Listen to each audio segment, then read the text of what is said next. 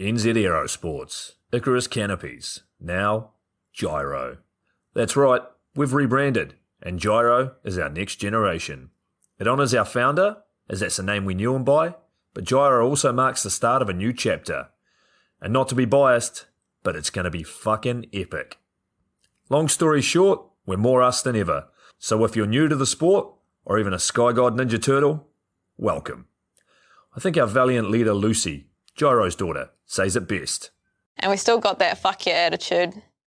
Rebrand! Woo! Rebrand woo indeed, Lucy. Anyway, head over to gyro.com for more info and get amongst your legends. I was 19, broke, unemployed, and sold my girlfriend's canopy for drug money. So I thought I better sew her a new one. What a sentence, and what a story. This describes the humble yet outrageous beginnings of NZ Aerosports, the home of Icarus Canopies, in the words of our founder himself. From getting a paratrooper toy from his mom, watching parachutes at the DZ as a 6-year-old, jumping off the wharf with a parachute made from bed sheets, doing his first jump at 16, sewing his first canopy on a borrowed machine at 19, and starting to sell parachutes out of a garage in 1986, Paul Gyro Martin had an undying love for the sky. Our company started with one man with the wildest of spirits and a true blue sky dream, a renegade. In the time that Gyro created and ran the Icarus Canopies brand until he passed away in 2017, he pushed everything he had to its limits. We miss him, and we always will. Gyro is the next generation of NZ Aerosports. It honors our founder, of course, because it was the name we all knew him by, but Gyro the rebrand also marks the start of a new chapter, our next jump. Gyro is the space between sound and silence, art and science, chaos and calm.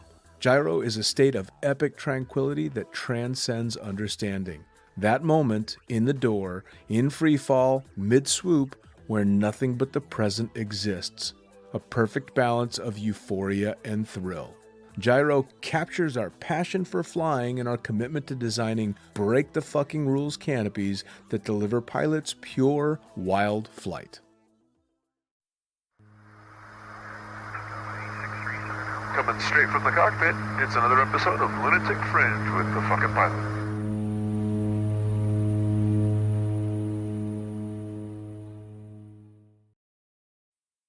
Ready, set, go. All right, back in the can for another edition of Lunatic Fringe Into the Void. Yeah, man. Yes, absolutely. And we're hitting it up with, I like hitting all ranges, all shapes, all sizes of skydivers, people that do literally everything. And you caught my attention for a bunch of different reasons, but let's just go here. Who the fuck are you, and what do you do? Well, my name's Mike Washburn, and I work in the Middle East. I'm an instructor, a contractor, working in the Middle East. So that's what I do. All right. Well, now, before we get too deep into the woods, instructor and contractor, are we talking like military type stuff? Yeah, for the military. Oh, wow. Okay. Yeah. So you're not in the military though. You're a civilian, or you're in the military? No. I'm actually a civilian, so I'm retired military from the U.S. and over here in the Middle East, just passing some knowledge. Nice. Now, what branch were you in? I was in the Army. All right. Well, first off, thanks for your service. Oh, no, thank you. I appreciate that. I appreciate you acknowledging it. Oh, hell yeah, man. You were out doing shit that the rest of us don't want to do, man. That's good stuff. Where were you stationed, and where'd you start out? Well, I started out. I enlisted right out of high school, and I knew I didn't have the discipline to go to college, so I wasn't a big fan of school anyway. So and I didn't want to stay at home with mom and dad, so I figured I had to do something. So I decided to join the Army and get the hell out of the house. Nice. And so I joined the Army in 1990. And went into something called the Rangers, and I was stationed in 2nd Ranger Battalion for 9 years up at Tacoma, Washington, All right. and then moved one time to Fort Benning, Georgia, All right. and then 3 years at Regiment, 75th Ranger Regiment, and then I switched over and became an officer. So I went from enlisted to an officer. No shit. Yeah. So, and the reason why I did that was I was a sergeant first class, spending money like a 4-star general. Yeah. Yeah. So I was like, yeah, this is not panning out. So I need to figure out the quickest way to make some more money, and that was why I had. I think I just had my oldest at that time. So I switched over, and then I stayed there at Fort Benning. So one of my claim to fame is I did 22 years in the Army, and I PCS'd one time, which is kind of unbelievable. Wow. Yeah. Dude, I mean, it's funny, and I've had many conversations with all kinds of different skydivers, and I never cease to be amazed at the variety of backgrounds of Yeah, skydivers. it's amazing, isn't it? It's so fucking cool. Yeah. And it's not that you would be surprised to find a skydiver that was in the military. You would think that that's common. It's that your personality when I meet you, you're so outgoing and having fun, and you don't appear to be what I would have expected a fucking Army Ranger to be, which is so cool. It really is. And especially, oh shit, I better salute, officer. Yeah. So, everybody has this this idea that an airborne ranger is this dude that weighs, 200 pounds, muscular bound. When I, like I said, enlisted in 1990, so I got the 2nd Ranger Battalion, I think October of 90.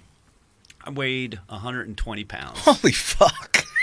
And back then, and it's a lot different now, but back then, really, if you could run, right, you were going to do okay. All right. And so because I was skinny, I was like a albino Kenyan guy. Yeah, your fucking boots weighed more than you. Yeah, exactly. I could run, and I think that's the reason why they kept me for so long. Wow. But yeah, I agree. It's amazing the amount of. I think that's one of the great things about skydiving is you just meet so many different kinds of people. Oh man.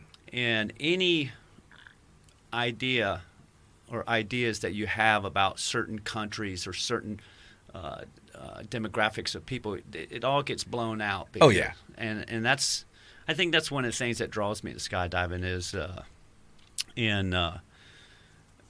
we'll probably get into it on the team and stuff like that, but that's one of the biggest, one of the great things that I love about the team that we have. Well, the variety in skydiving is amazing, and you're right. It gets rid of all the borders go away very, very quickly. But when I found out the different vocations or education that people have, a tandem instructor that I think and I used to work with named Hannah. Yeah. I had no idea she's a fucking PhD. And here I am, scraped my way through high school and, fucking fought for every test that I've ever taken. Yeah. And here this cute, bubbly, goofy, she's goofy, blonde skydiver turns out to be, leaps and bounds. I don't even want to see her fucking IQ scores. Or you talk to Omar Al-Hijalan and find out that he was a business and all this hardcore stuff, but he's like, one of the founders of modern free flying. Right. And you find out all these great things in the background of people and just go, all right, this is pretty fucking cool, man, because it draws everybody. Well, yeah, and the great thing about it is, it's like Omar. I didn't know who he was. I just found out who. How great is that? I just found out who Omar was. Maybe 2 months ago. Oh wow! And the great thing about that was I didn't friend him because of who he is or what he did, and then he knows that the friendship that I'm offering, that vibe that I'm offering to him, he knows is original. Sure. And then someone said, "Hey, check out this video of this." Yeah, man. Who you're talking? And I'm like, "Good gracious!" Yeah. So I think that's one of the great things about the skydive community is you become friends first. Sure. And then you start learning out people's backstory. Sure. Well, it's almost, with very few exceptions in the sport, I think you're almost automatically friends with a skydiver just because they're a skydiver. You've got something in common. You've got something to talk about. Yeah. And then as relationships continue on, maybe you decide, I'm not going to hang out with that guy so much. Yeah. But you still have the respect, for him him or her as a skydiver. But friendships form very, very easily. And I've likened it to the whole foxhole mentality. We do something that's fucking dangerous. Yeah. We mitigate the risks, but at the end of the day, whether I'm flying the plane or jumping out of it, I'm doing something that is at a higher risk than most people are used to, and it takes a specific kind of person to be able to handle that risk with comfort, and I think that draws us together quite quickly. It's funny that you mentioned that because a lot of people who I know in the military or were in the military, they're like, hey, do you miss it? Do you miss the military? And I don't. And most people say, yeah, I miss it. I miss it for this and that. And I think the reason I don't miss it is I never kind of left it. I left the uniform, but I went from doing something that was very family oriented because your platoon or your company, depending where you're at, is your family. If besides your immediate family. Sure. And then the skydive community is the same. I mean, I tell people that I could easily go to the drop zone and it'd be a bad weather day and it's okay. Oh, yeah. You have a blast. Because jumping is not the big part of it. No, it's the icing on the cake. Yeah, it is. You're exactly right. It's the icing on cake.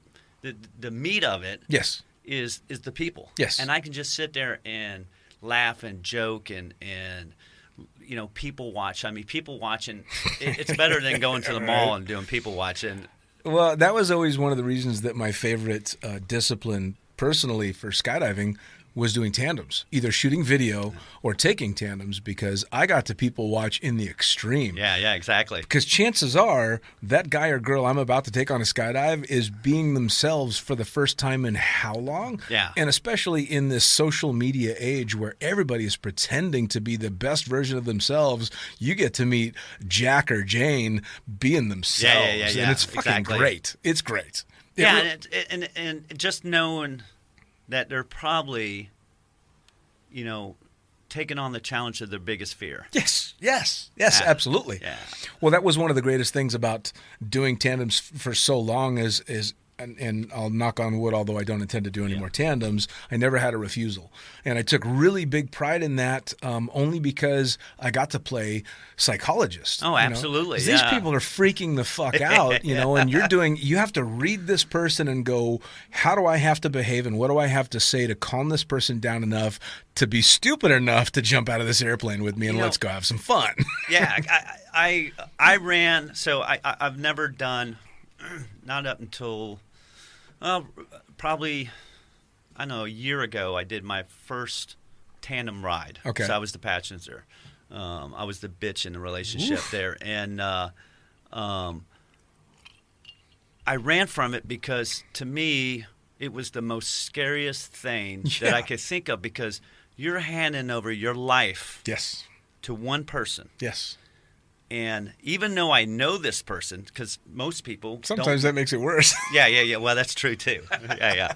Like RZA, right? Yeah, I love him to death, but I don't know. Right. But I'm thinking, these people are showing up. They have no clue who Dean is. Yep. And they're just like, here's my life. Yep. And I'm willing to give you, and it's a huge responsibility. Oh, yeah. People are like, hey, Mike, why don't you get your coach rating or get your tandem rating? And I'm just like, it's just too much responsibility. Sure. I mean, it's an amazing amount of responsibility that you have. But well, in the extreme, when it came to tandems, when I started doing them, the majority of the people that we had doing tandems out of Las Vegas were Japanese that didn't speak English. Yeah. And I tried to put myself in their shoes, and I tried to fathom what it would take for me to go to another country where I did not speak the language and without being able to communicate, put my life in someone else's hands, and there's literally nothing. I had been in the sport for years and years before the first time I rode bitch on a tandem after my initial tandems when I started, and I had to do it as part of a course. Right. And it was horrifying. Yeah. Like I was almost ready to just go, fuck it, I guess I don't need to be a skydiver anymore. Yeah. Because it was terrifying. So, but we've jumped way ahead because I want to know how you got started in skydiving. What was the first jump? Was it military or was it civilian? Yeah, so my first jump was, it's kind of funny. The first time I flown on a plane, I jumped out of the plane. So I grew up. I took a few of you. Yeah, so I grew up in Yorktown, Virginia, and I had grandparents in Florida and Indiana, so you could drive there. So I never got on the plane until airborne school. So I went to airborne school in 1990, and of course it was static. And I'll be honest with you, my dad was airborne, my brother was airborne, so I was just like, well, I got to do that, sure. And the Ranger thing came. I was like, well, I gotta up my brother and my dad, so I did this Ranger thing, and I like how you say that Ranger thing, like it's not a big deal. You're fucking Ranger, man. So Rangers nowadays are amazing. But anyway, so so I started static line in the Army, and then I had an opportunity to go to military freefall, and that's when I was about halfway into my military career, and that's where I learned. I'm like, wow, man, this free fall thing, the landings are a hell of a lot better than static, And but I did that for a short while, then became an officer, and then back then I still think it's the same. I retired in 2012, so Army's changed quite a bit, but you only did free fall if you were in a job that required it. Sure. So I got out of it for a while, then I got another job in the Army that had the ability to free fall again. And then the closer I got to 20 years, or 22 years, I ended up doing 22 years, the less I liked it. I think the older you get, you're kind of like, when you're young, you're just like, I'm going to just jump out of the airplane. When you get close to retirement and you're like, ooh, I really need my legs after the Army, I bounced off the pavement a couple times and stuff like that. So I had no desire to ever jump again. Okay. So now I'm retired, work in the U.S. for a couple years, and then I get a job over in the Middle East, and this is how I got into skydiving. So I'm in the Middle East, and I'm living in a hotel, and for a year. First year was in a hotel, and I'm with 6 other military guys that came over at the same time. There's only one place to meet in a hotel. Right. And that's the bar. Sure. And, I was a big drinker prior to getting married, and then I just kind of walked away from it after I got married. And, so I went there as a social beer guy. Sure. And, next thing you know, 1 beer leads to 2 beers, leads to 3 beers. And like 6 months into it, we're down in 5 beers a night. And I just like, I can't keep doing this. Right. I'm not young anymore. It's not really, it's not the best place to be getting intoxicated. So I was like, I got to get a hobby. And so where I was at, there's not a lot of hobbies to do. I did some dirt biking in the Army when I first was in 2nd Ranger Battalion, and I was like, that's a good way to get yourself screwed up. Sure. And so anyway, make a long story short, I didn't like scuba diving. If it was socially accepted, I probably wouldn't shower. I'm just not a big fan. I'm not a big fan of water. Fair enough. Yeah, so... But anyway, so I see this skydiving thing. I'm like, let me go check it out. I can burn a Saturday. Sure. Driving to this drop zone and checking it out. And what sold me was I seen this pretty well-known wingsuiter, Noah, and I didn't know what a wingsuit was. So I see him come off this plane wearing this wingsuit. Bright yellow wingsuit, and I'm like, man, what is that? That's right. Yeah, and I'm like, man, that dude looks pretty cool. Yeah. What's going on there? And so I end up finding out that he's an American. So I'm like, okay, let me, he's got to he'll recognize my accent. He'll Sure. know I'm American. So Sure. I talked to him, and he seemed like a pretty good dude. He's like, Yeah, man. yeah, man, I like doing this, and blasey.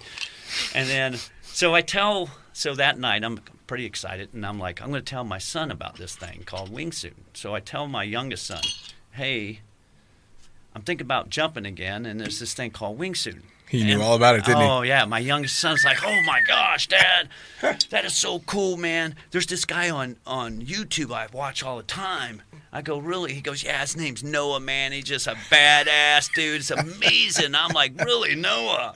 He goes, yeah. He goes, dude's amazing. So, man, so that's what really sold me. Now I'm like, okay, my son's psych. It's something exciting. I'm remembering the Halo freefall days where you can land softly. So I really got in it to get off the beer. And the Nice. booze. Yeah. So Dude. that's what got me going. And then Noah kind of sold the deal. Hey, and it's funny too that and you're not the first person that's gotten into the sport from a random meeting of an icon in the sport. Yeah, absolutely. And one of the ways that I define somebody that I think is an icon in the sport is not necessarily just for the things that they've done, but like Omar or like Noah are not the first, but the last people to tell you about all the fucking insanely cool shit that they've done. Yeah. Omar is not going to tell you No. that he did all these amazing things unless you ask him. And if you ask him, of course he's going to share because he's got a lot of things to be very and I'll proud tell you, of. he's very modest when he shares it too. Absolutely he is, and I think I've had him on the podcast and in person and shower him with compliments mainly because he was, to me, a hero in the sport because he was at the cutting edge when I was learning how. So he was my version of Noah. Yeah. I'm looking at what this guy is doing and going, oh my God, how is that even possible? I want to learn how to do those things. And of course, then it grows into, wait a second, he's just a really fucking cool guy. Same thing with Noah. When I first met Noah, he was Noah. Everybody knew who he was, and I had to do an interview for him, of him for Blue Skies magazine, and he was the most low-key, casual, kick-back, tell me everything that's going on, no bullshit guy. Yeah. That's, to me, what makes an icon in skydiving is the no sky god attitude. Just, I didn't know who he was until my youngest son told me, and I had talked to him in place. Which, how fucking cool is that? Yeah, well, you know what's cool is that I ended up going back to the drop zone, telling Noah about my youngest son. I said, bro, you got to do me a solid. I said, we got to get a photo together. Right. He's like, hey, absolutely, Noah. So he's like, absolutely, boom. And then I said, hey, just want to let you know, this is who your dad's hanging out with. Right. And my son was just like, oh, my gosh. Of course. So it's, I think that's one of the things why I don't miss military. One of the great things about when I was in the military was you would do all this cool stuff. And then the same day or that night, you're at the bar and no one has a clue what you just did. Sure. And it's pretty amazing stuff that you do. And I think that's one of the great things. Like you said, these guys are you look up to as icons and stuff like that is because they don't brag about it. Right. And you don't really know. Right. And Noah was one of them. The latest one was Omar. Yeah. And so, yeah. And so many here's of them. there's so many of these people out there. And I would tell you there's so many talented skydivers out there that could be Oh, sure. could be one of those guys. Sure. Or gals. Oh, yeah. And so, yeah, it's pretty neat. Well, I've said it before. I've been lucky enough to have some amazing guests on the podcast. And I have all kinds of skydivers on the podcast, people that someone has never heard of and shouldn't have heard of because they're just, Joe Blow jumper. And I want to hear perspectives and cool stories. Absolutely. All the way up to world champions. And what was always really telling about how cool the top of the rung in our sport is I've had Omar. I've had Craig Girard. Yeah. I've had some of the best skydivers in the world come sit in a toilet with me to talk about skydiving. And you're in the pimp studio. Oh, so yeah. Back when it was hard. Oh, Back yeah, when it was man. hard, you had to sit in the shitter. You're in the upgraded studio, man. My mixing board was above the toilet. I sat on the toilet. There was no air conditioning, so we basically sat, and Craig Girard and I were wiping sweat off of our forehead, talking skydiving in a toilet. Yeah. Who the fuck does that? Oh, yeah. And it was so much fun, even more fun for me because, of course, I'm sitting there going, that's fucking Craig Girard. Craig Girard Yeah. He's sitting in my shitter. Yes, which is amazing. But of course, he's just a dude, and he didn't think a thing of it. It was just fun. Yeah. It was cool. But I think that's one of the great things about people in the skydive community is that it never, they never thought about it. I mean, I think they would be more like, I think it's pretty cool. I feel cheated that I don't get to sit in a shitter and talk to you. And I think that's what's great about skydiving community, right. where, now, great, next time I run into Omar, he's going to be like, hey, bro, back when it was hard, you had to sit in Dean's shitter to talk to him. You got it. Yeah, you're in this beautiful place now with canopies and soundproofing material and a leather chair. But I would tell you, I would argue the fact, I think I've been cheated, man. It'd be pretty cool to sit in the shitter with you and shoot the shit. I'll tell you what, next time we'll do that. Yeah, there we go. We'll go out. Next time we have a conversation. Yeah. In fact, we've agreed, and I'll even say it on the podcast, we've agreed that there's one subject we're not talking about, which is politics. Yeah. When we finally decide to talk politics, we'll do it in the toilet, because that's where that shit belongs. That's where that shit belongs, absolutely. And there'll be a lot of times to hearing that commode flush throughout that conversation. Man. Well, and so here's another thing, not to even really touch that subject, but to brush it. One of the coolest things about skydiving in general is you and I know, without ever having discussed it, that we have opposing views on a few things. Yeah. And I don't give a fuck. Because we have this great thing that we can sit and talk about. And I know that in that respect, person to person, you and I are enough alike and have enough of the same values and enjoyment and all those things that it's easy for us to just go, something? That's going to fuck us up. So we're just not going to go there. Yeah. We're going to stay here. And I like that. Yeah. Or you do go down that rabbit hole. But you have enough respect to. But at the end of the day. Well, see, that's the thing. I mean, I can already tell you right now, even just after this short conversation and the talks that we've had before, that if we did get into a heated political discussion, at some point one of us would go, something? This is going the wrong direction. Time out. Yeah. Because you're a friend of mine. Yeah. And I don't want this to get ugly. Yeah. And I think that's because, I mean, let there be no doubt, I've gone down these rabbit holes. Sure, and we all have. Yeah. But at the end of the day, it's and I think that's one of the great things. If you can talk politics between loads, because by the time you go up short to doses. that, it's just short doses. Because once you get up in that plane, it's all gone, Yeah. and then it's you looking at him going, okay, what are we doing? And how close are you going to fly to me? And then it just all so it's a great ability, and I think skydivers do a really good job of it. I'll never forget, and I've told this story on the podcast before, but it's worth re-mentioning. At the first big drop zone that I worked at was Skydive Las Vegas, and I was shooting video out there, and there was a tandem instructor that only jumped with us part-time because his regular job was for Vice's, the Las Vegas' version of the Vice Squad. So he was basically drug enforcement in Las Vegas. One of the other very regular fun jumpers on the drop zone was a pot dealer. And I remember eavesdropping and overhearing a conversation between these two who on the drop zone were friends, but they both knew exactly what they did. Yeah. And it was, hey, let's have a good jump. And it was the high five or whatever the popular handshake at the time was. And then the cop leaned in nice and quiet and just jokingly said, if I ever catch your ass off the drop zone. And it was just that known thing that, hey, look, all bets are off on the drop zone, man. None of that shit matters here. We're brothers. Yeah, that's neutral territory. And it's really fucking cool because, I mean, I think not just America, the whole world could use a big dose of neutral territory about now. Yeah, exactly. All of us could. And it's funny because it's so easy to get along if you just kind of hit the pause button on the rest of that bullshit. Yeah, absolutely. And that's the great thing about any passion you may have or hobby that you have where you can just break away from, I guess, what you would call the real world and spend a day out on the drop zone. And as you know, you get up in that air, you don't have a care in the world. No, I mean, you could be a guy with all kinds of problems at home or all kinds of financial problems, but for that 40-second or 3 minutes Oh, I'd argue It all that's goes. Yeah. I'd argue that's more the real world than the rest of it. Yeah. You know, the rest of it is the shit we have to suffer through to be able to enjoy. Yeah, exactly. That this is the penance we pay Yeah. to be able to go do that. Absolutely. You know, which is Yeah. that's just fine. Yeah. Now back onto your jumping. So you show up in and do what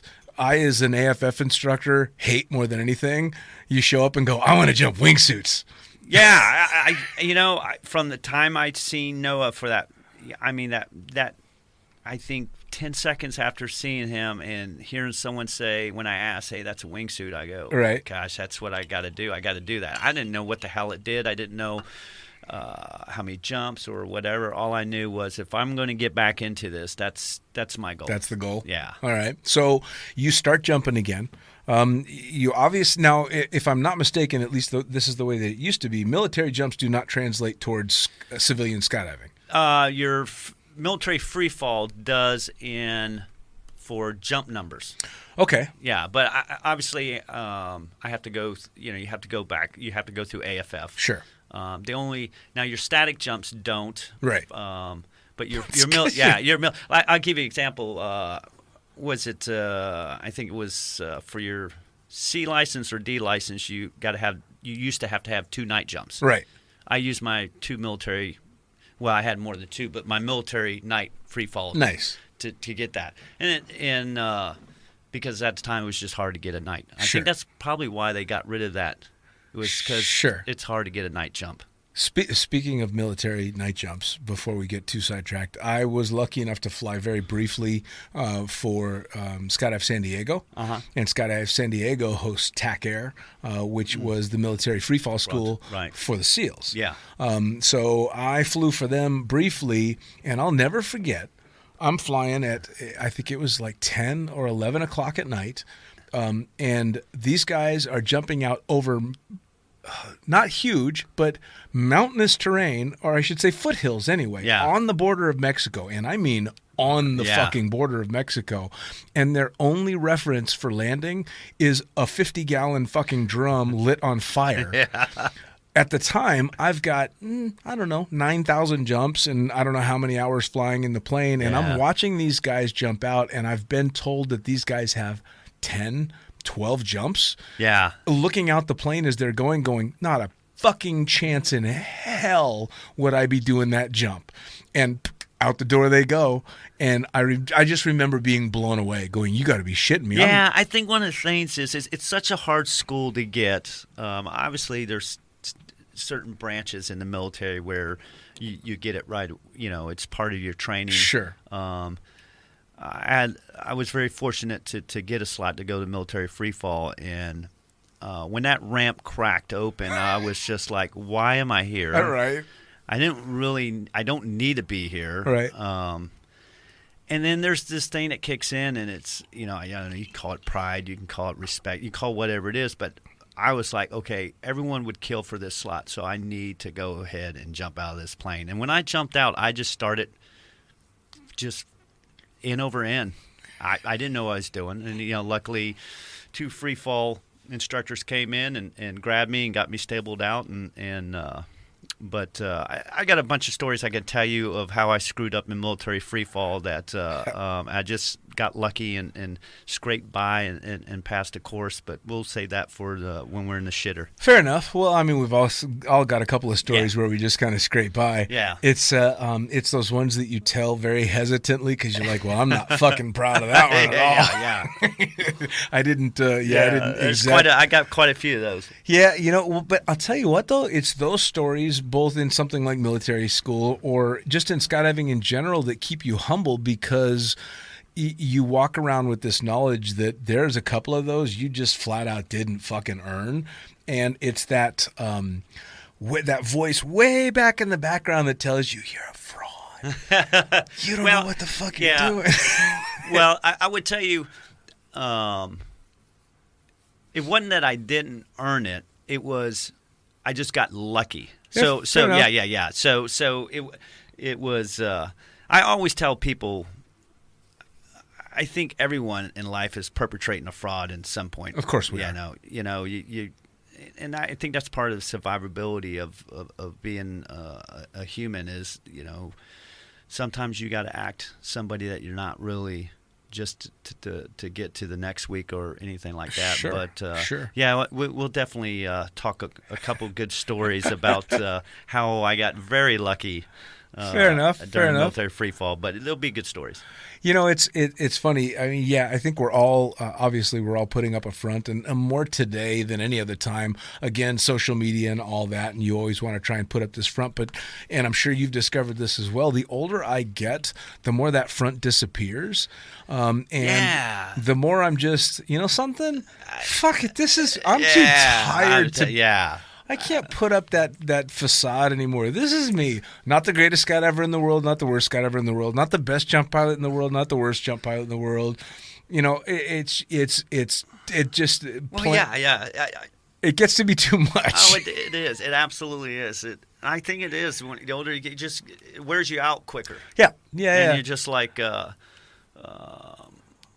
I think the other thing is, man, if you can't laugh about yourself, if you can't joke about being screwed up, or man, and when you're younger, you don't do that because you want to thump your chest. But I got to laugh at myself daily. I mean, if I don't, I'll go crazy. Oh, God, yes, man. I spent 10 years writing for Blue Skies Magazine, and I think 90% of the articles are me taking the shit out of myself for the dumb shit that I got away with, and some of the ones that I didn't get away with. Yeah, and that's probably why you survived 10 years. Yeah, I mean, you got to be able to laugh at yourself and not take yourself too seriously. Yeah, because the guys that take themselves too seriously, those are some scary motherfuckers. They man. are. Yeah. Those are the ones that don't. They end up snapping. Yeah. So you dig yourself into, I'm back in this and I have this goal. I'm gonna go be a wingsuit pilot. Yeah. So how does that go? Well, it's I go through AFF. So my AFF instructor was Pablo, and who's pretty well known at a drop zone. And I got to quit telling all these stories. But anyway, real quick on him was this was 2014. All right. Okay, and Pablo's English was not as good as it is today, and so I just put my name on the list. I show up extra early. So I it's AFF, the deal. If you got to get on that first load, yeah, man. So I'm up there early and I put my name on there, and then Pablo draws me, and Pablo's talking to me, and his English was straight up terrible, man. And let me tell you something, I can barely speak English myself. I just at work they were making a joke about some things that I was saying that was not grammarly correct or whatever, and I'm just like, hey man, I've never claimed to be an expert at English, right? But and I just couldn't understand him. But he was he had this fire in him. Oh, he's passionate. Yeah, and I loved it, man. I just felt good around him, but I didn't know what the hell he was telling me, right? And I was raised to be extremely polite. That's a Southern. Yeah, I could tell you about my mom and dad, and it would be hours and hours. I mean, two of the most fantastic people in the world is my mom and dad, and everything I have has a lot to do with them. But anyway, so I'm too nice. I was raised too nice to say, bro. Fuck are you saying? What I should have said is, man, I don't understand you. Can I get another instructor? Right. But I just didn't have it in me, right? But I love the energy this guy was giving me, right? Yes. So I'm like, okay, I don't know what to say to this dude because I don't know what he told me. So I'm just like, yeah, okay, yeah. And he's like, okay, you good? You know what you got to do? I'm like, yeah. And I didn't know, right? So what I'm trying to do is I'm trying to read into the book of exactly what these jumps do and what you're supposed to do in the jumps. And then luckily Pablo's very animated with his hands and stuff like that, so I was able to kind of put it all together. And so we go on the first one, we get down, Pablo's like, yeah, that was good. He was never negative. Right. And that's so important, sure. Especially when you're doing something that because we all put the self-induced stress on ourselves. Oh, yeah. And then I can only imagine someone who's never jumped. I mean, I had the military stuff, so I wasn't as scared as probably most people. But anyway, make a long story short, I think Pablo just finally said, "Man, Good luck. I'll sign you off, bro. But and I think he signed his name real light with the pen, so that way it would fade over time. But anyway, I made it through off to the races, and I get in the belly, and all this time, all I know is I need 200 jumps to get to You're wings. just counting jumps. Yeah, and I'm just like, okay, I got to do this belly thing, and man, I just wasn't good at it. I mean, people nowadays, I mean, belly's hard. Yeah. And, Yeah. You know, I give the belly people a lot of shit just because it's just my way of acknowledging to them that I appreciate their discipline, and I know Sure. it's not easy. But anyway, real quick story about belly. So I'm doing belly, and there's a guy named Dave and Ollie, and they're big belly competition guys. They're not famous or anything, and they kind of bring me on. They're like, hey, you can jump with us. And so this drop zone was doing these in-house competitions. Sure. And so they're doing this belly competition. It was a 4-man, and I had been working with Dave and Ali for a while. And they're like, all right, let's go. And make a long story short, I found it very confusing. You got to grab here, you got to spin here, you got to do this and, Right. all that. And I'm not a big guy. I'm kind of bony, and laying on that damn roller thing, whatever they call it, The creeper. the creeper, bro, Yeah. is just tearing my chest up, bro. I'm just like, man, this is not fun, you know. Anyway, so we're in for the hunt for third place, right? Right. You know, and Dave and Ollie's like, man, this is their claim to fame, right? Right. And I'm like, yeah, man. He's like, okay, we just got to hold it together, man. You know, if we just pull off a decent jump, we're going to get third place. We'll podium, right? Right. Yeah, that's a huge deal, man. Sure, Yeah, sure. man. Well, the only time I ever do a sit fly is on this fucking jump, man. Yeah, it's not a good And thing. I fucking fuck it for them. Oh, And they're like, oh my God. And I blew it for the team. sure. And I was just like, Dave and Ollie I could tell they were disappointed, and rightfully so. And that's when I'm like, yeah, I don't think this discipline's for me. Sure. So I'm like, okay, well, where do I go next? Right. And so I go to tracking.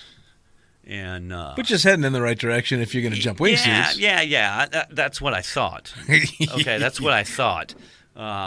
Anyway, so I ended up doing a lot of coaching for tracking, and I liked it. And I was like, okay, this is pretty cool. And then there was a coach at the drop zone, Stefania, and she was a free flyer tracking coach, and she was a great gal, and she taught me how to track and to steep track.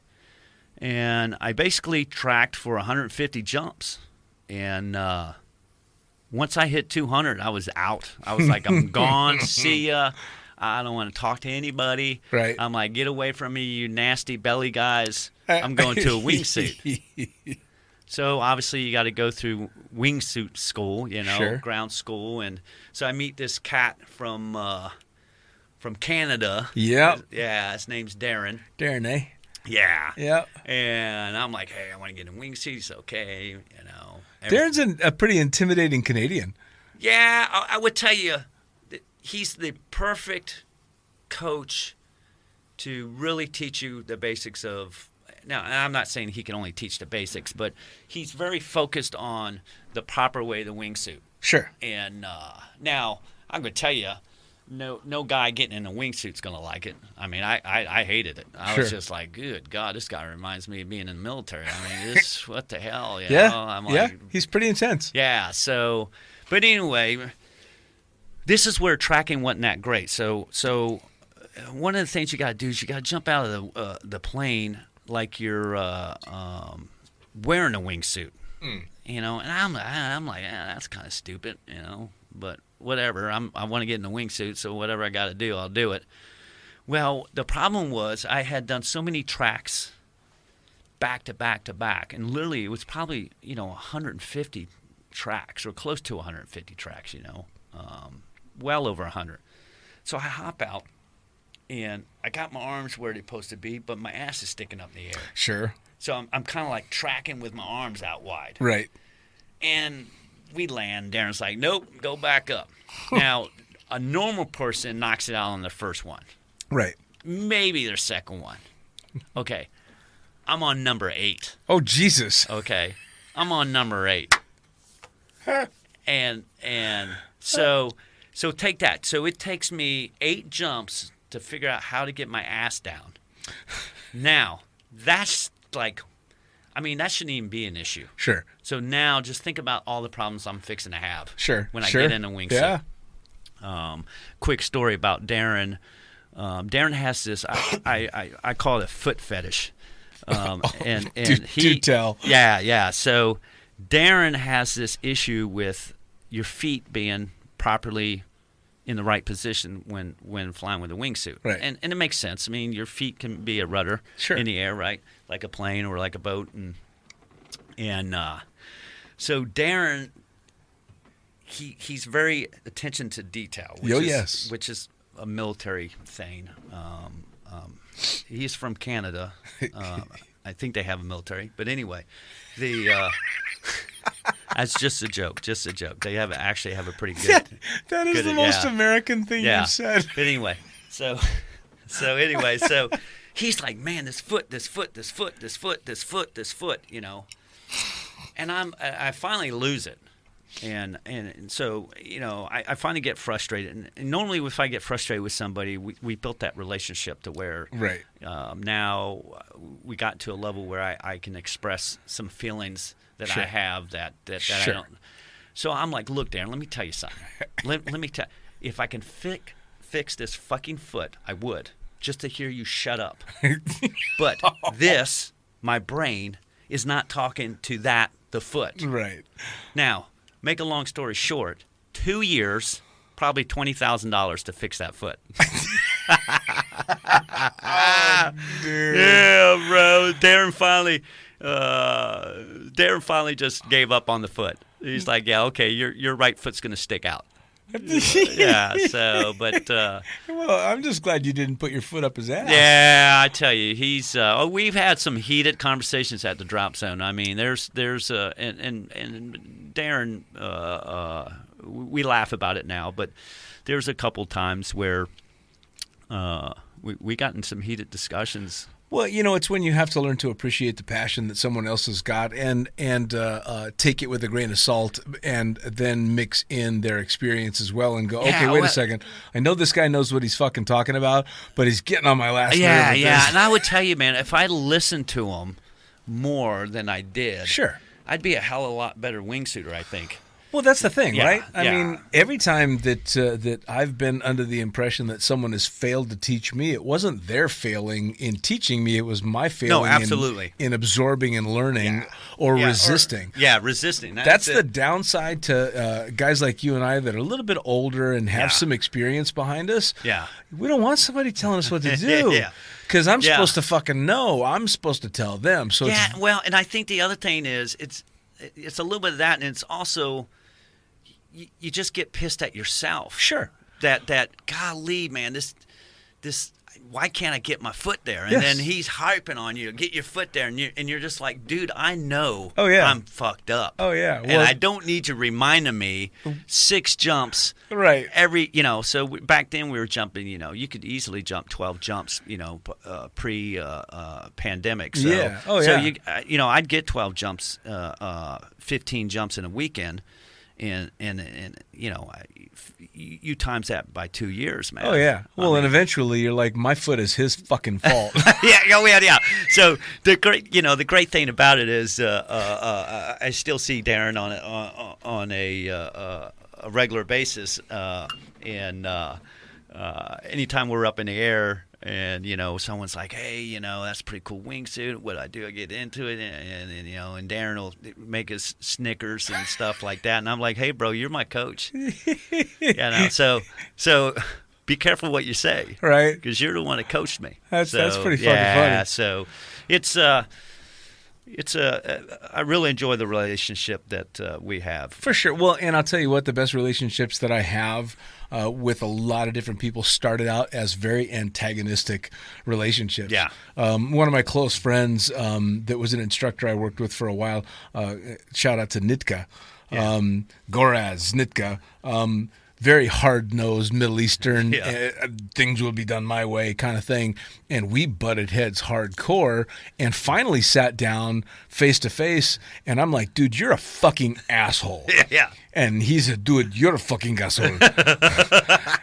And from that moment on, we're like, oh, cool. All right. Yeah. Now we're now really we're good. all on the same sheet of music now. Now we're really Yeah, good yeah. friends because Yeah. we're just two assholes being and I friends. tell you, I think me and Darren were a lot like that. I mean, Yeah. there was a time where we almost didn't talk for a year. Sure. And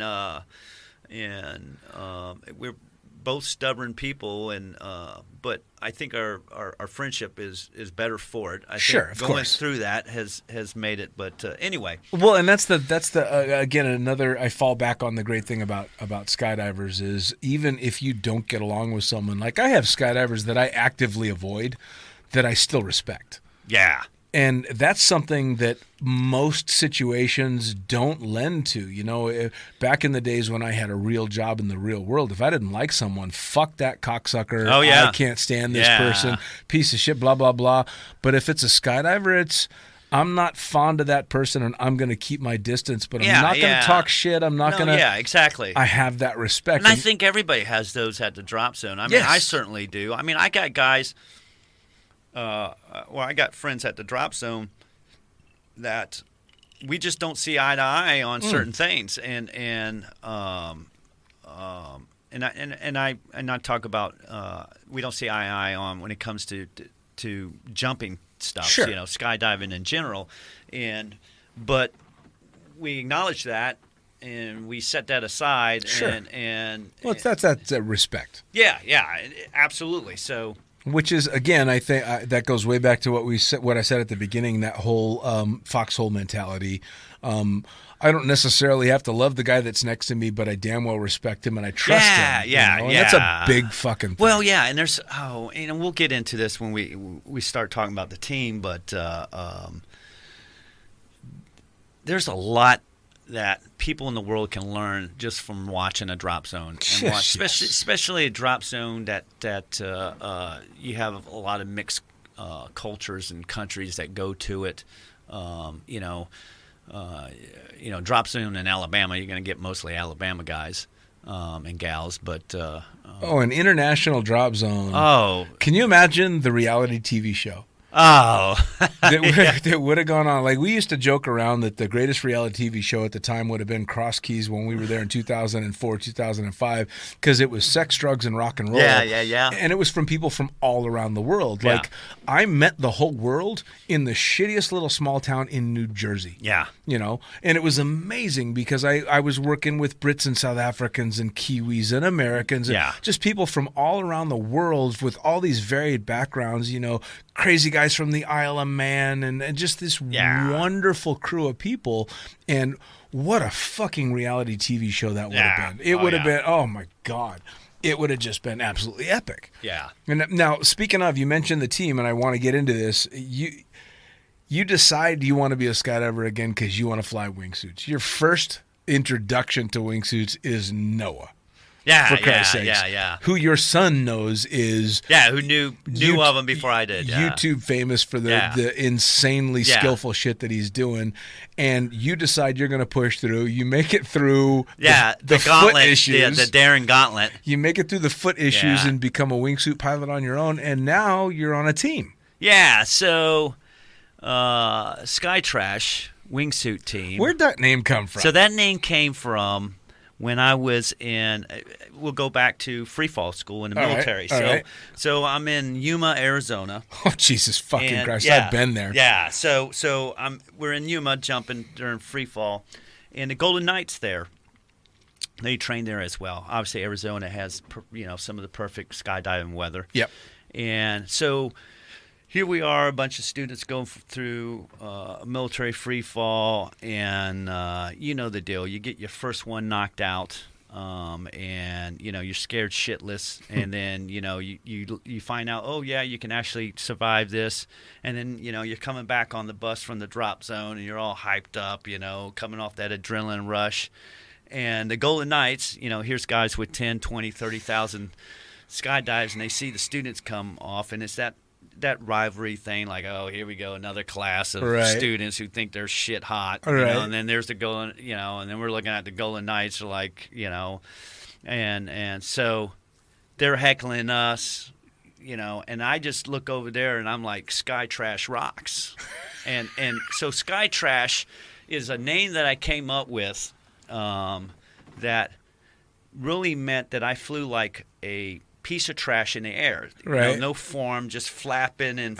you know, Just and that's getting how it my done. first jump was. I was just like, think about balling up a piece of paper and just throwing it out the plane and watching that thing just tumble. All right. And so I kind of nicknamed our little group there Sky Trash. You know, I would love to know what members of the Golden Knights were there when you were yelling. Oh, I don't know, you know, and of course we're yelling from a bus window, so they probably 'Cause, like, I mean- what did that guy say? But that's how the name started. I mean, we're talking big names kind of came Well, out of the Golden Knights. Gerard and fucking. Oh yeah, well you look at you know what's funny? Oh my gosh, it slips my name. Used to be the manager out in the desert. Yeah, Raul. Yeah, Okay. Bocanegra. So Raul, I recognized the voice and not the face. Okay. When I went to freefall, freefall school, civilian freefall, ground school, and eventually I said, "Hey, you know, I think I know you, but your voice sounds very familiar." And he's like, and he's like, "Did you go to military freefall?" No, he goes, "What unit were you in?" And I was like, "I was, you know, because we were in the military." I said, "Second." He go, I was second range battalion. You go to military freefall?" I'm like, "I did." He said, "Like what year?" And I think I went in, I don't know, 97, 98 or some time frame like that. He goes, "That's where you know me from. I was at military freefall school at the same time." How So funny is yeah, that? it's a small world, huh? Oh, dude. Yeah. Well, I've got a Raul story that's just as small. Yeah. So I met him when I was traveling abroad and working, and I started flying for the operation that he was working at. And through conversation, I found out that he had worked in Las Vegas. Well, I had worked at every drop zone that ever was in Las Vegas because that was my home DZ was Yeah. Skydive Las Vegas. And so through conversation, it turned out that not only was he working for the drop zone that I used to work at, but he was living in the house that I used to live in and sleeping in the fucking bed that I used to sleep in shit. before I Yeah, moved on. yeah. And I'm like, all right, that's a little weird that technically I've shared a bed with Raul Bocanegra. Yeah, that's pretty cool. Yeah, man. Yeah. It's a very small sport. It is. So anyway, get back to so now I start wingsuiting, and there was a couple of us that were starting wingsuiting at the same time. A guy named Zishan, a guy named Johan, Riza, and we're all in the baby wingsuits, and we all went through Darren's gauntlet. So you know, it was kind of like. We loved Darren, but we were anti-Darren. Band of brothers. Yeah, we were the band of brothers taking on Darren, the enemy. You know, we had been through the trenches together. The fucking Canadians. Yeah. And anyway, so I was like, you know, we should start a team. You know, we should just, because we jump all the time. And, Sure. You know, and I go, we fly like shit, so why don't we just call ourselves Sky Trash, you know, like trash in the air? And I was like, yeah, so they're like, yeah, that's pretty cool. So that's how the name came about. The team, I think it was 2000, late 2014, early 2015 when Sky Trash wingsuit team kind of started. Sure. Couple other names out there was Rashid, Isaac. There's some other people that were involved in all that. Sarah. Anyway, make a long story short, we kept jumping, and the whole deal was you had to fly like shit to be on the team. So, you know, guy like Noah would you know, there's people out there you never would turn down jumping. Sure. Noah. But Noah can never be on the team. Right. The guy's just... He's too good. Yeah, he's too good. I mean, now he can be honorary member. Sure. And he can jump with us, but he can't be Sky Trash because you got to fly like shit. and you got to have cutaways too. All right. Yeah. So All right. so anyway, that's how the team started. So and then it just like any team, people come, people go. There was a short period where I went back to the U.S. to get my youngest son ready to go into the Army, and I was gone for about a year and a half, and the team kind of dissolved. Mm. And then 2000, see, 14, 15, I think 2016 I came back, or 17, 18, no. Yes, 2017. Okay. I came back and I was like, hey, let's get the team back together. And some people came back. Some people were like, I went on to do things. And some people... And then that's when the team really developed, when we decided, okay, we got enough people and we fly to where we probably should all get the same suit. Yes. Because there was some issues with some guys being on a Havoc, some people being on a Freak, let's say, or something like that. So we're all like, and we had gotten some new members in, and the whole way you became a Skytrash member was, so there's the pre-Skytrash team where it was just a bunch of guys, and then there's the Skytrash team as you see it now, and those are the guys who actually own a Skytrash wingsuit, blue suit, and jump as a team. Sure. And that's what you see nowadays with a team. There is no tryouts. Every person that's on the team was either asked me, hey, can I jump with you? And I'm like, yeah, just come on, or I asked them, hey, you got nobody to jump with? Or it was a friend of somebody who's on the team, hey. Sure. And then we do look at the skill set because obviously we want to progress. Sure. We found out, a Havoc is a fantastic suit, but a Havoc's not going to stay with the ATC. So if you have a Havoc, we're now in ATCs. Well, unfortunately, sure, we're not going to, slow down. So when you are ready to get into an ATC, then let's start jumping. So there are, even though there is no tryouts, there are certain things that we have to do just either to make it somewhat safe. And that's the other thing. I think Darren cringes. Is, it's just like anything. It's like when you leave the house, or you get, Darren's like dad. Dad's no longer, Dad got divorced from mom, and I'm hanging with mom now. So right. Screw dad's rules. Right. And then, until you bump each other or do something where you're like, oh, got lucky, then you're like, maybe dad has some things right. But sure. Well, and that's the way it goes, though, right? I mean, you get out and you start doing your own things, and then you're criticizing the things that annoyed you when you were learning because you thought they were bullshit. Yeah. Until you get shown in very real time that it wasn't bullshit, and you land going, oh, yeah, and okay, and I would tell you, I think some of the, you look at not just wingsuiting, but you look at free flying, you look at belly, all the amazing things that they're doing now. A lot of it was somebody taking that risk. Sure.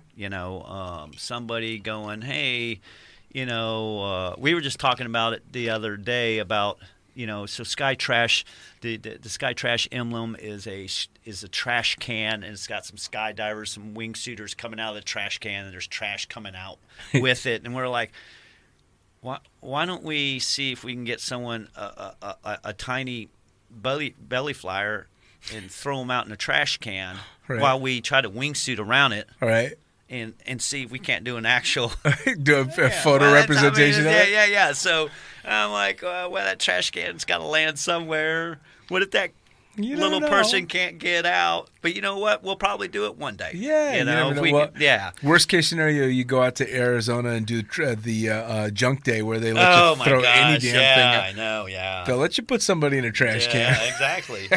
But So here's the great thing about the team. Here's what I think is unique about the Skytrash wingsuit team compared to any amateur team out there is, one, there's not too many teams out there that have the same color suit, which was one of the reasons why we went with the same color suit. And the other one is, and this is not because the team where I jump, I'm very fortunate to be able to jump with people all around the world. And where, let's say, a wingsuit team in Las Vegas is normally going to probably primarily be, mostly Americans who live in Las Vegas. Sure. So right now the team, we have a guy from Iran, Riza from Iran. We have Kareem from Egypt. We have Isaac from Norway, Jan from South Africa, Chris from Ukraine, Alex from Ukraine. Let me see, who else we have? I think Mike. Yeah, it's not like I got a lot of people on the team. Me from the U.S. Iman, she's Egypt and Morocco. Yeah. So we like to say she's from Morocco because we got somebody from Egypt. So I'm like, yeah, you're from Morocco. Right. And so we do have a female on the team, and she, a kick-ass one at that. Yeah, I tell you, man, this is where I screwed up. So listen to me out there, people who want to get into a wingsuit. Do your 50 bellies. You got to pay the piper. That's just punishment.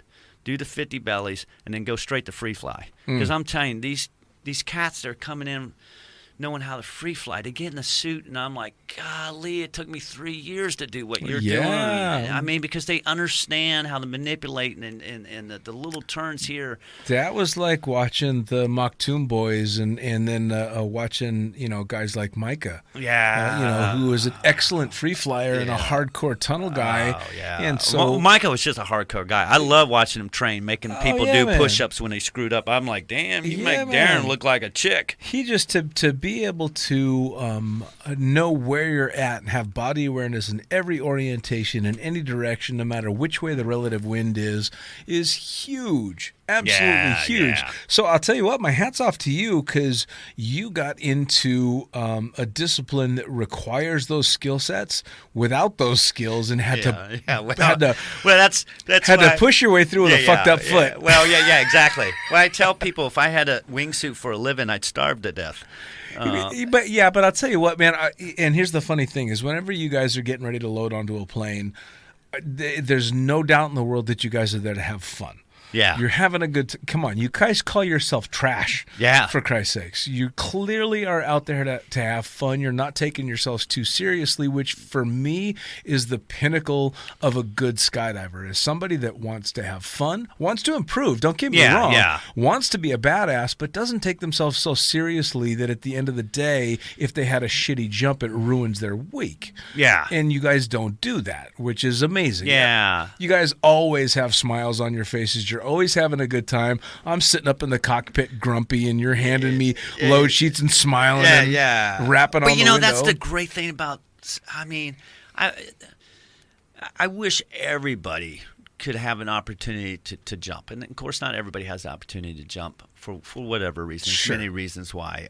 But it's just it's all that. It is the grumpy pilot on that day that you're like. I would tell you, it's like manifest. Sure. Okay. I don't know. I haven't jumped a lot of drop zones, but the drop zone that I normally drop, manifest is ran primarily. Well, it's not primary. It's all done by females. And I'm telling you what, think about that job. You know why it's women? Because they're the only ones who would have tolerated it. Because men can't do that fucking job. No, exactly. So they get, foul weather comes in, and so now the plane's got to land, they got to get strapped down, whatever, and then of course skydivers are like, oh, what do you mean? So where am I? And I tell these ladies, I said, you just need to shut the window, man. Oh yeah. And tell them to go away. I've done it. So yeah, but they don't. No, they don't. I actually sat once in a manifest office at a drop zone that I was working at, and every 30 seconds somebody's sticking their head not at the window, but through the window and barking this and barking that. I know. And I can hear the manifestors are talking as soon as the window's clear, so I know how upset they're getting, but they're being so professional and they're handling it. But I'm getting upset. And eventually I got up and I literally told someone, you need to get the fuck out of the window and close the window. And all the manifest girls turned around and they're like, that was really nice, but don't you ever fucking exactly. But that's the great part about it. I think that's where I like to do the people watching. It's like you see, because the regulars at the drop zone, who's the guy who or gal who likes giving manifest a hard time. And then you're like, oh, there he goes. I'll throw a name, Bob. Oh, there goes Bob. Watch this. It's coming. So it's all that. It's the grumpy pilot. It's the happy pilot. It's the crazy pilot. It's the nice women at manifest. It's the women who lose their mind at manifest. It's I tell you, the drop zone cats. Yes. Tori. Yes. Tori. That has got to be. Well, I can't jump without Tori. Right. I don't know why Tori's doing it. I don't know anybody why they're doing that job. But I know this. If they don't do that job, I can't do what I'm doing. Well, and that's the cool thing about it, and too. I don't know people really look at it that way. I think it some takes do. time to be able to see it. Yeah, and I think you're right. I think that comes with experience and your age to where now I kind of sit back and I look and I go, I didn't notice that the individual who sweeps the mat. Oh, man. If it wasn't for that guy, there would be sand everywhere. Dude, and that's the thing that a lot of people don't think is it's such a fucking team effort. Yeah. From A to Z. That's right. It really, really is. Yeah. And it's a hard lesson to learn for a lot of people because at the end of the day, skydiving is filled with fucking alphas. We're all alphas. Yeah. Every one of us knows the best way to do whatever needs to be done, and fuck you for thinking it should be a different way. And it takes a very special kind of alpha to not only still be that way, but to be able to go, all right, but I'm not an alpha in that job, or I'm not an alpha in that job. And all those jobs, the manifest, the pilots, the packers, the instructors, all the fun jumpers, it's a job. Being a fun jumper is a job. You have to manifest the correct way. You got to be where you're supposed to be when you're supposed to be there. You got to get the fuck out of the plane when you're supposed to be there. Yeah, and a lot of them don't do a good job at that. Yeah, but that's why I say it's a job that has to be done well. And so you get to a drop zone that, especially when you've had a team that's worked together for a number of years, fun jumpers and staff alike, and you see this well-oiled machine. Yeah.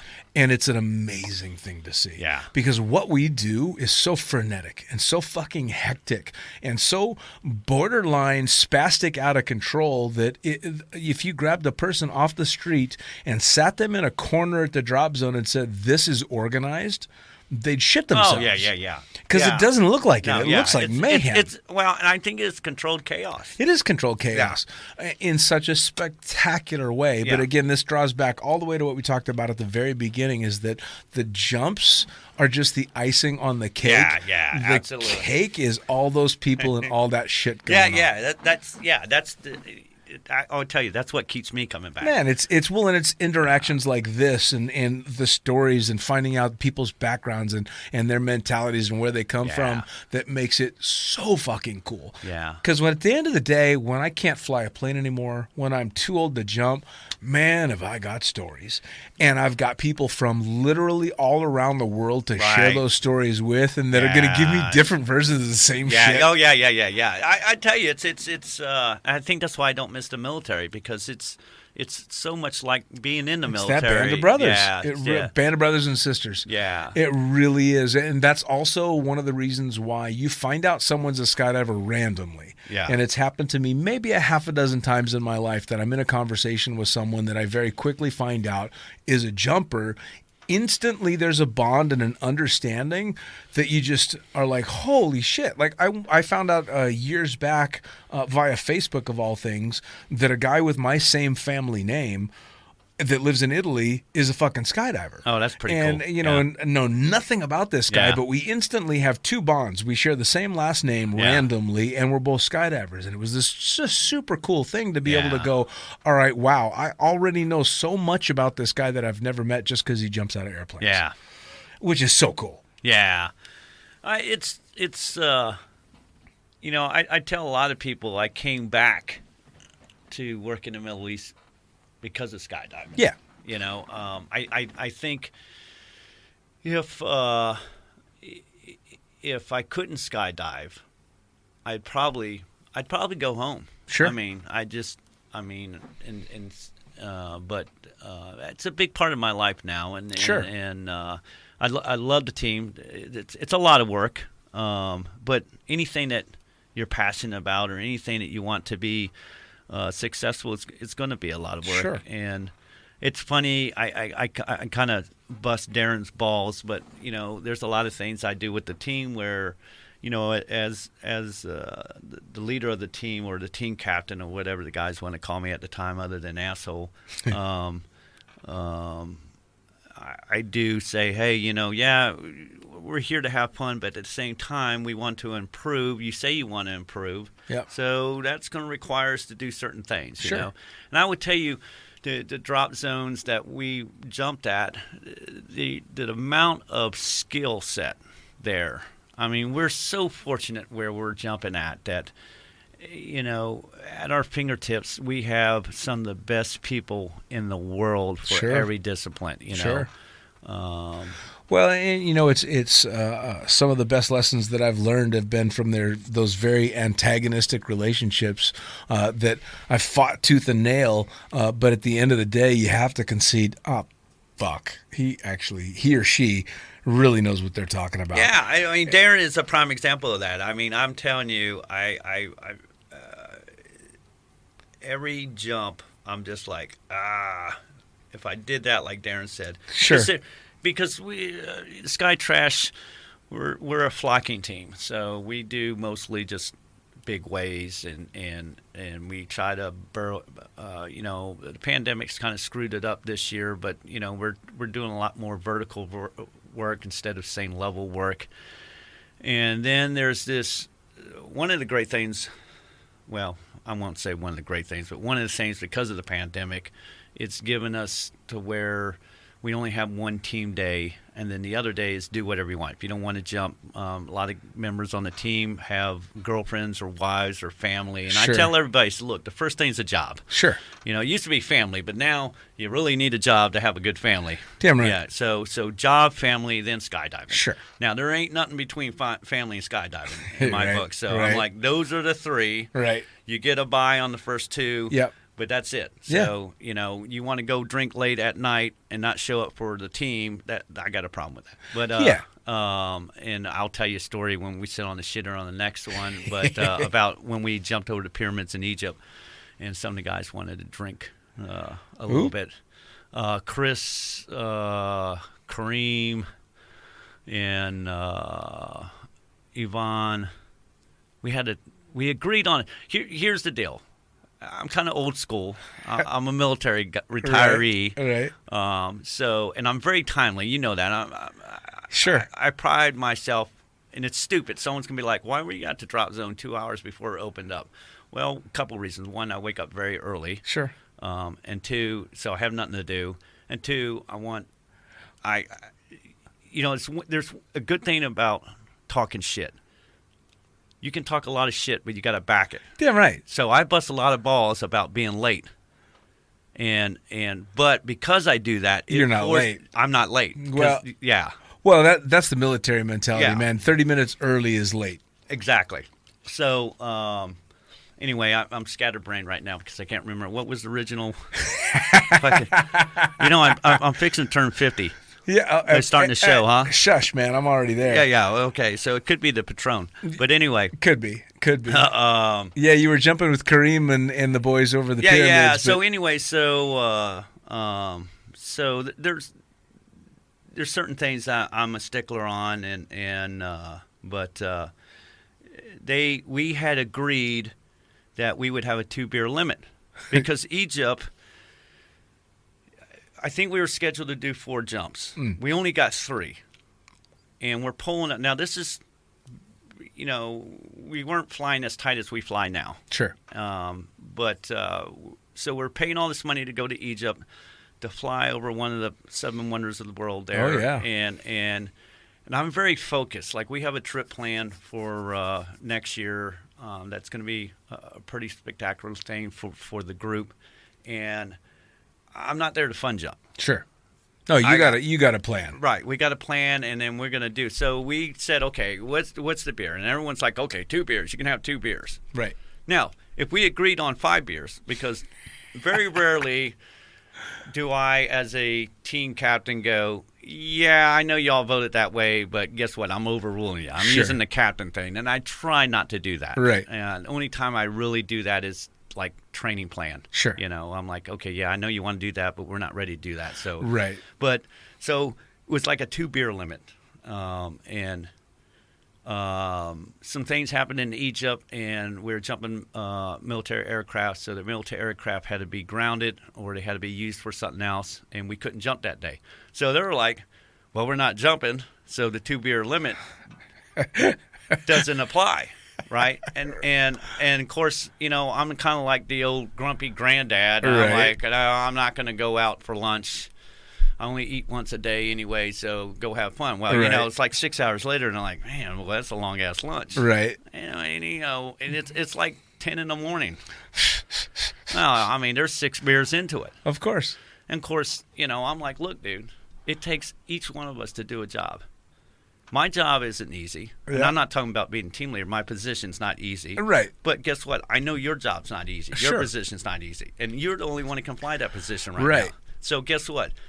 If you're, 3 sheets to the wind there, you just blew all the money that I paid Sure. to do this right. Yeah, I mean, that's a big deal. This is not Yeah. just a weekend at the home drop zone fucking around and fun jumping. This is a big event. So Yeah. sure, I feel you. Yeah. I feel you. So, and I would tell you, the great thing about it is most of the members, there's some members that decided to, you know what, I love it. I think you got a great thing, but I'm going to move on. Right. And I can respect that.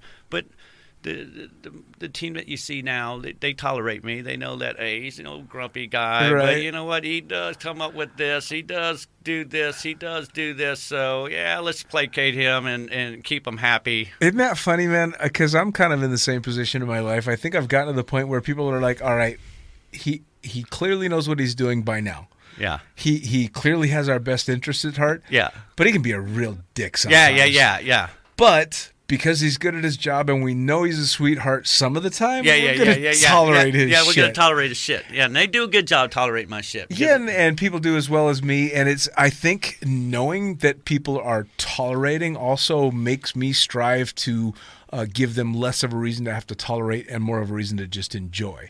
Right, yeah, Which exactly. isn't it? It's a good thing. Yeah, it really is. And it's a fine balance. It is. You got to have. You look at guys like Noah, Omar, and Micah, and Graham, and Nick and Matt. Yes. 2 amazing wingsuit pilots. On the cutting edge.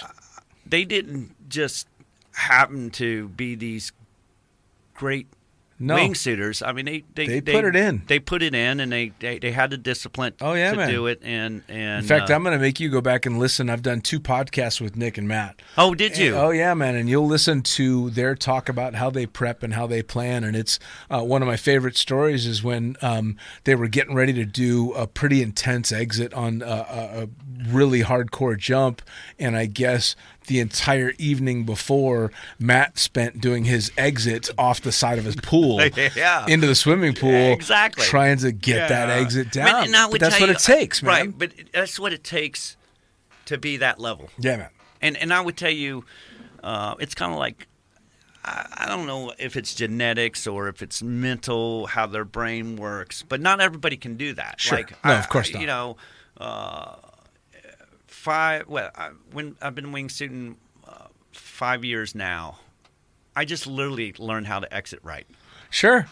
Well, and it's because I didn't jump out by the pool 600 times. Sure. Because to me, my passion's not that much. Sure. And that's why you need guys like Nick, Matt, and like Darren, and like Micah, and they're leading Graham the way. and all that. Yeah, and those are the guys, hey, he's teaching me how to exit because that's the guy who did 600 jumps by the pool. Absolutely. Yeah. Well, and I mean, come on. At the end of the day, we've gotten into this and we do this kind of thing because above all else, we love what we do. Yeah. So it's honestly, the journey is the whole deal, right? Yeah, I mean, yeah. The badass jumps are fantastic, but it's the community and the journey and what it takes you down. And that's I think that's the big part. It's the family aspect of it. Yeah. So Now, that being said, how do people track down how to get to Sky Trash? I know I had you pull it up. So I'm not very social savvy, but it's wingsuit Skytrash _wingsuit _team on Awesome. Instagram. And I think there's a YouTube channel out there. I don't know what it is offhand. The team will give me crap about it, but Well, I can put that up in the description as well, because I know you guys have you've done stuff like go to the pyramids, and you've got stuff planned coming up. So I know people are going to be interested. And there's a lot of people listening to the podcast, lower time skydivers that are daydreaming about being able to do the kind of things that you're doing. yeah, and I'm gonna tell you, if I can do it, anybody can do it. Sure, well, Yeah. and that's kind of the cool thing, and Yeah. one of the biggest reasons I wanted to be able to talk to you is there's a big group of people from beginners to the badasses, and those that are in the beginning see these badasses and think that's undoable. I can't do what these guys are doing. I can't jump off the Burj Khalifa and fly around it 3 times. I can't fly through these mountains in China and do all this insane stuff. But then they see a mid-level team that's learning and getting better and better and better. Yeah, and I better. tell you, we got big plans in the future. If everything pans out to where we're going to be doing things that are amazing as a team, as a formation wingsuit team. And here's what I would tell all those people says, hey, I'll never look. I'm sure Noah never thought he was going to be Right. who he is as a wingsuiter. Sure. Nick and Matt. And I would tell you that one day we'll all be gone, and there's going to be a new Nick, a new Matt, a new Noah, and it's going to be somebody. And that's why I tell anybody, and we really wanted to try this year is not just do team, but hey, get somebody who's just starting a wingsuit and go, hey, come jump with us. Well, fuck, man. Maybe I'll finally put a pair of wings on. Yeah, well, hey, as long as it doesn't ground the plane, you're welcome to come. Yeah, well, there's other Without pilots. you, I'm not jumping There's out of other the plane. pilots. So There's other yeah, pilots. but Well, Michael, man, I cannot tell you how much I'm glad you came to sit down, shoot the shit with me, Yeah, give me the absolutely. background, and tell the story. I fucking love hearing these stories.